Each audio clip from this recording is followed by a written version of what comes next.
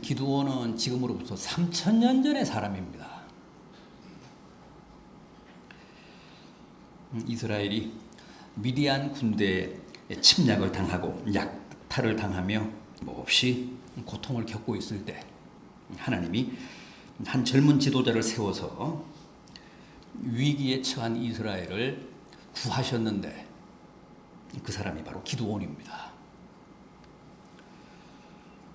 기드온 얘기는 참 흥미롭고 극적입니다. 기드온이라고 하는 인물도 우리 기억 속에는 거의 전설적인 존재로 각인이 되어 있습니다.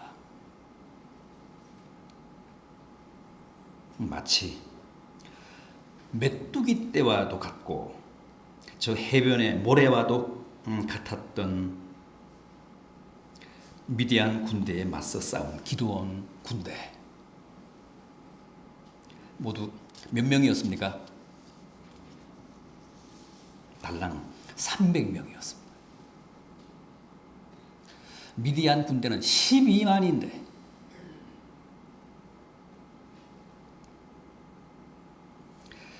어떻게 한 나라의 군대가 이게 중대 병력밖에는 안 됩니까? 300명.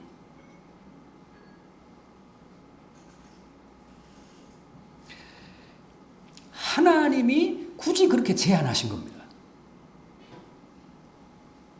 처음 기드온이 하나님의 부르심을 받고 군대를 편제하기 위해 전국적인 동원령을 내려서 장정들을 소집했을 때는 많았습니다.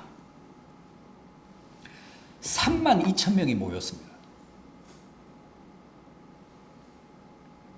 그런데 하나님이 너무 많다면서 미디안과의 전쟁을 두려워하는 사람들은 다 집으로 돌려보내라. 그래서 돌려보냈더니 22,000명이 집으로 돌아갔습니다.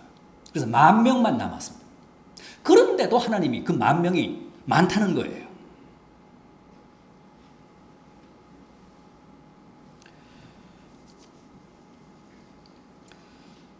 그러면서 그 10,000명을 강가로 인도해서 주변을 경계하며 손으로 물을 움켜 마시는 자들만 남기고 무릎을 꿇고 엎드려서 물을 마시는 사람들은 다 집으로 돌려보내라.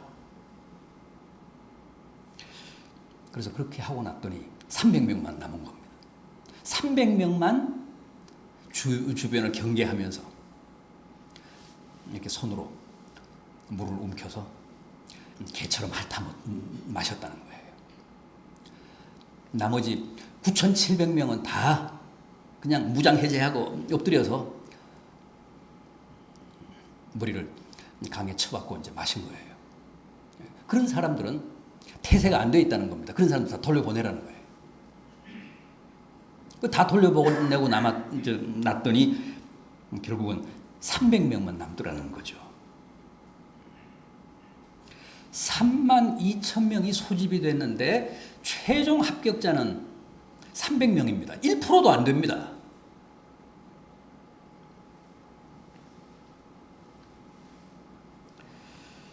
그렇다면 하나님이 소집된 장정까지도 굳이 집으로 돌려보내면서 이렇게까지 이스라엘 군대의 병력을 제한하신 이유가 뭘까요? 뭐라고 했습니까? 2절을 보면 이렇게 말씀합니다. 이는 이스라엘이 스스로 자랑하기를 내 손이 나를 구원하였다 할까 함이니라. 병력이 많으면 이스라엘이 군대의 힘으로 적을 물리쳤다고 착각하며 교만할 수 있기 때문에 아예 병력 수를 말도 안 되는 숫자로 줄여서 하나님이 도우셨으므로 승리했다는 사실을 자타가 인정하게 하기 위해서 하나님이 그렇게 하셨다는 거예요.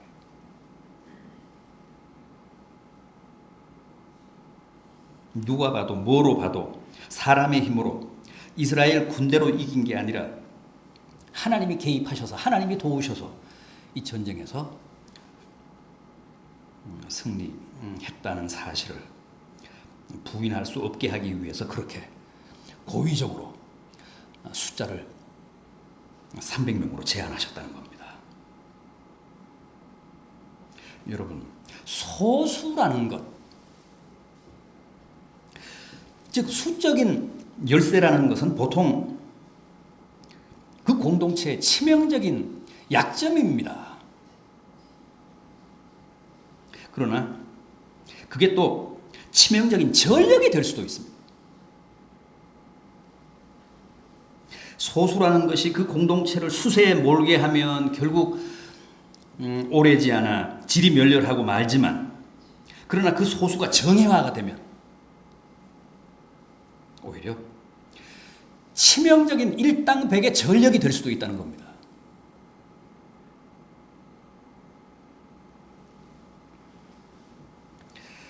저격수는 원래 소수잖아요.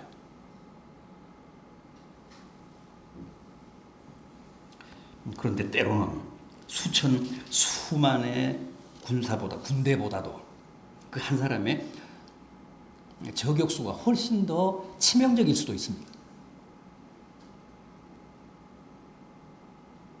하나님도 수만의 오합지졸보다는 소수의 정예를 원하셨습니다.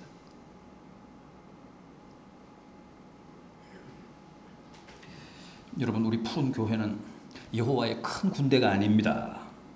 수적으로 보면 정말 형편없는 열세고 수세입니다.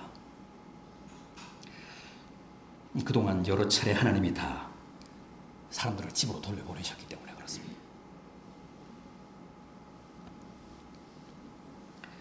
메뚜기 떼 같고 해변에 모래 같은 미디안 군대를 보고 겁먹은 22,000명도 돌려보내시고, 아무런 긴장감도 없이 엎드려 물을 마시던 9,700명도 돌려보내시고 달랑 300명만 남았습니다.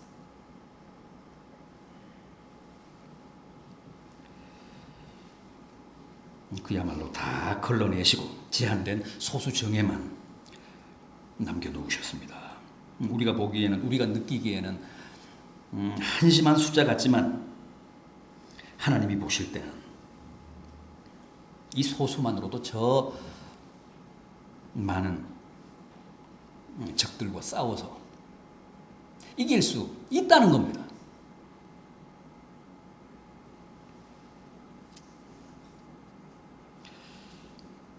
자, 그렇다면 여호와 군대의 소수 정예, 여호와 군대의 소수 저격수가 되기 위해서는 어떤 조건들이 충족되어야 하는지 한번 보겠습니다.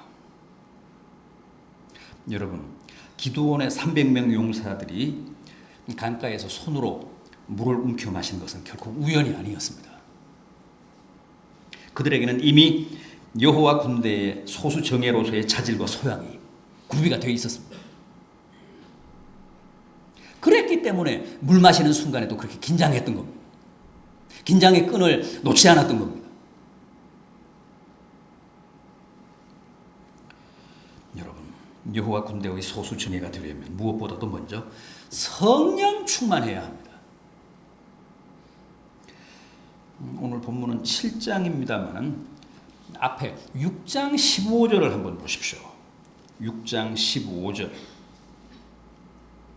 그러나 기드온이 그에게 대답하되, 오 주여, 내가 무엇으로 이스라엘을 구원하리이까? 보소서, 나의 집은 므낫세 중에 극히 약하고 나는 내 아버지 집에서 가장 작은 자입니다.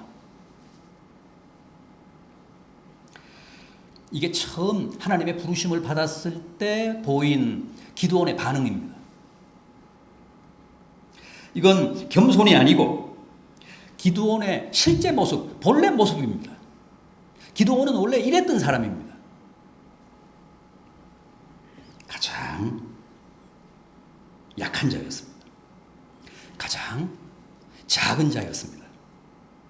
그런데 이런 기드온에게 성령이 임하자 어떻게 됐습니까?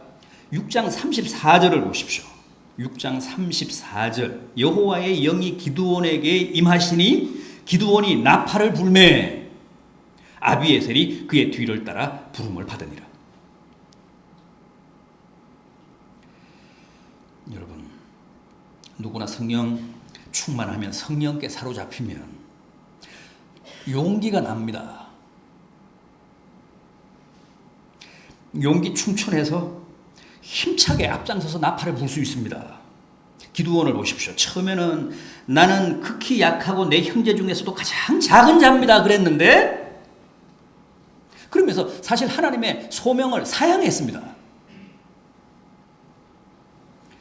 그런데 성령이 임하니까 이제는 군대를 조직해서 앞장서서 그 군대를 지휘하기 위해 나팔을 힘차게 불고 있습니다. 나를 따르라. 내가 진두 지휘하마. 가장 작은 자였는데, 가장 볼품없는 사람이었는데 성령이 그를 지배하니까, 성령 충만해지니까 이렇게 막 용기가 솟아올랐습니다.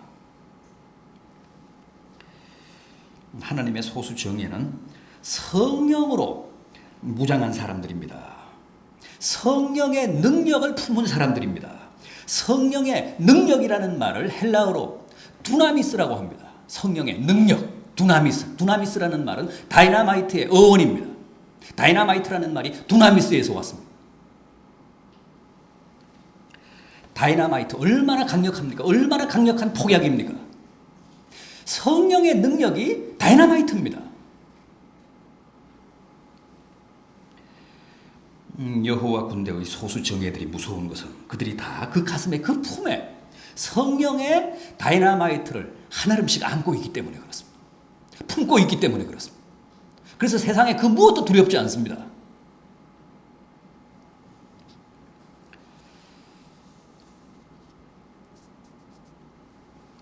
또 기드온처럼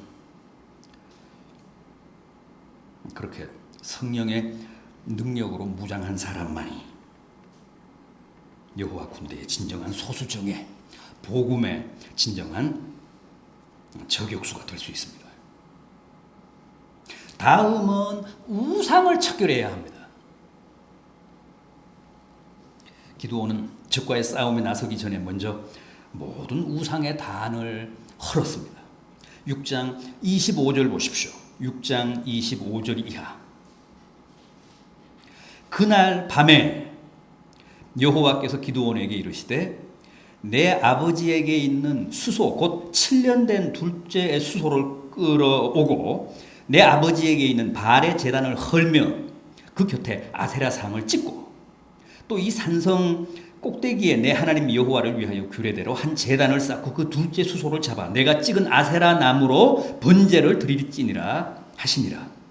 이에 기드온이 종 10사람을 데리고 여호와께서 그에게 말씀하신 대로 행하되 그의 아버지의 가문과 그 성읍 사람들을 두려워함으로 이 일을 감히 낮에 행하지 못하고 밤에 행하니라. 여호와 군대의 정예가 되어 전장에 나가기 위해서는 반드시 모든 우상을 찍어서 불태워야 합니다. 여기 보십시오. 하나님을 섬긴다는 사람들이 공공연하게 바알이며 아세라를 함께 섬기고 있습니다. 하나님께 제사하고 기도하면서 또 바알과 아세라 목상 앞에서도 제물을 바치며 기도했습니다. 그런데 여호와 군대의 소수 정예로 부름을 받은 사람들은 그 모든 우상을 단호하게 척결하고 적과의 싸움에 나가야 된다는 겁니다. 오늘 우리도 마찬가지입니다. 오늘 우리에게 무슨 우상이 있느냐 그러실지 모르지만 그렇지 않습니다. 있습니다. 특히 우리는 물신을 섬기고 있잖아요. 맘모니즘, 황금 송아지. 그렇지 않습니까? 하나님보다 물질을 더 사랑하고 하나님보다는 돈을 더 믿고 하나님보다는 돈에 더 의지하며 살지 않습니까? 그게 우상입니다. 그게 우리의 물신입니다.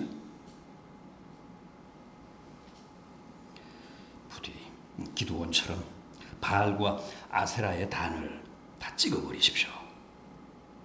기드온은 자기 아버지와 그 가문과 동네 사람들이 두려워서 밤에 돌아다니며 우상의 사당을 다 부수고 그 단을 다 헐고 도끼로 우상들을 찍었다고 했습니다. 하나님이 명령하신 거니까 그렇게 하기는 해야겠는데 부친이 두렵거든요. 동네 사람들이 두렵거든요. 그래서 밤에 돌아다니면서 우산을 다 찍었습니다. 그리고 불태웠습니다.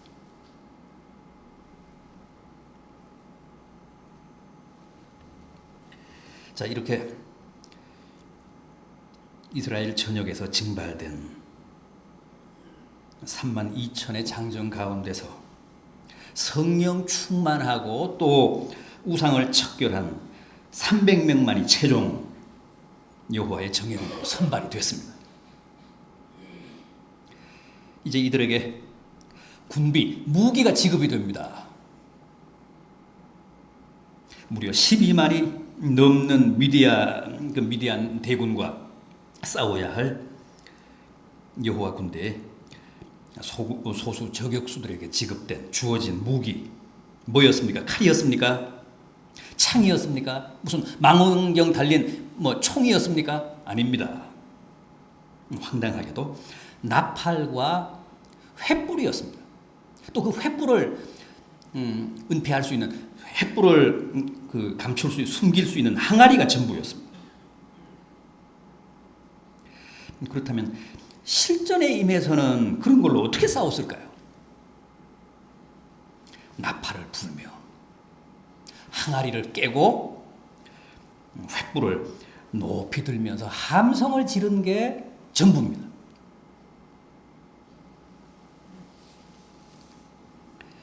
그런데 이스라엘 군대의 300명이 그렇게 나팔을 불고 횃불을 높이 들자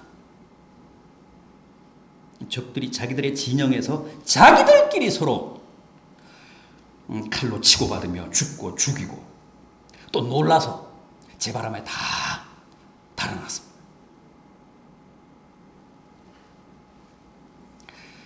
하나님이 개입하셔서 적들의 정신을 혼란하게 하신 겁니다. 교란하게 하신 겁니다.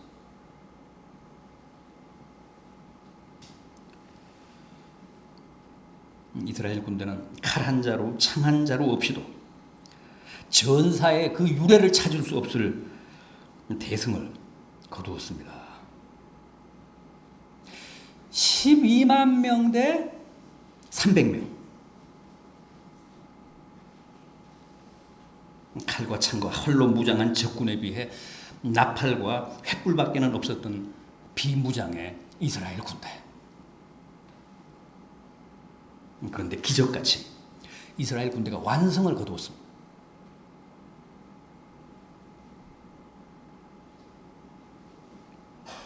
여러분, 우리의 싸움, 여호와 군대의 소수 정예의 싸움은 결코 창과 칼의 싸움이 아닙니다.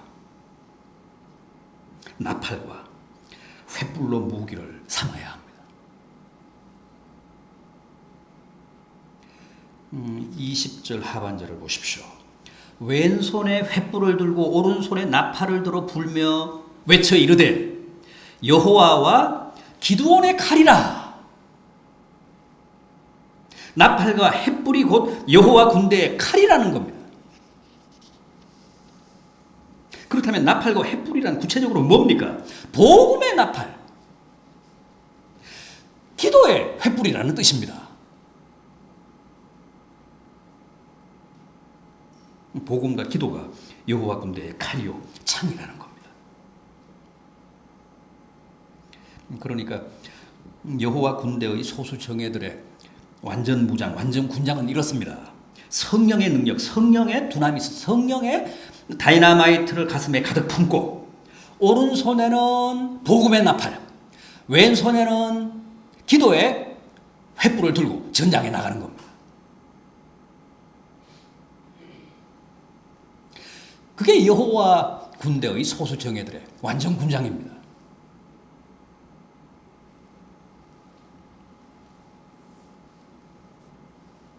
그리고 전장에 나가서는 12만 적군을 향해 담대하게 나팔을 불고 횃불을 높이 치켜들면 거기에 바로 놀라운 하나님의 기적이 나타납니다. 22절을 보십시오.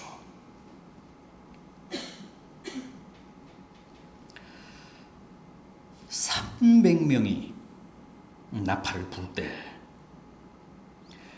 여호와께서 그 온 진영에서 친구끼리 칼로 치게 하시고 또 도망하게 하셨다고 합니다. 여호와께서 역사하사 그들이 자기들끼리 서로 치고 받으며 죽고 죽이게 하셨을 뿐만 아니라 놀라서 다 흩어지게 하고 도망치게 하심으로 이스라엘 군대로 하여금 승리하게 하셨다는 겁니다.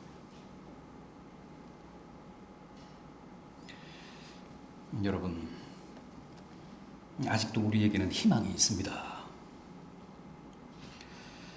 여호와의 소수 정예, 여호와의 소수 저격수가 되어 복음의 나팔을 불고 기도의 횃불을 높이 치켜든다면 지금도 얼마든지 우리를 위협하고 있는 12만의 저 미디안 대군을 제압하고 우리가 승리할 수 있습니다. 물리적으로는 말이 안 되지만, 게임이 안 되지만, 그러나 하나님은 능히 그렇게 하실 수 있습니다. 우리로 하여금 대승하게 하사 하나님의 역사하심과 살아계심을 널리 드러내게 하실 수 있습니다. 부디 여호와의 소수 정예가 됩시다. 복음의 진정한 저격수가 됩시다. 그래서 12만 미디안 대군과 싸워 승리한 300명의 기드온 전사들처럼 우리도 그렇게 하나님의 뜻을 이루고 하나님의 영광을 드러내는 복된 교회, 복된 성도들 되시기를 진심으로 기원합니다.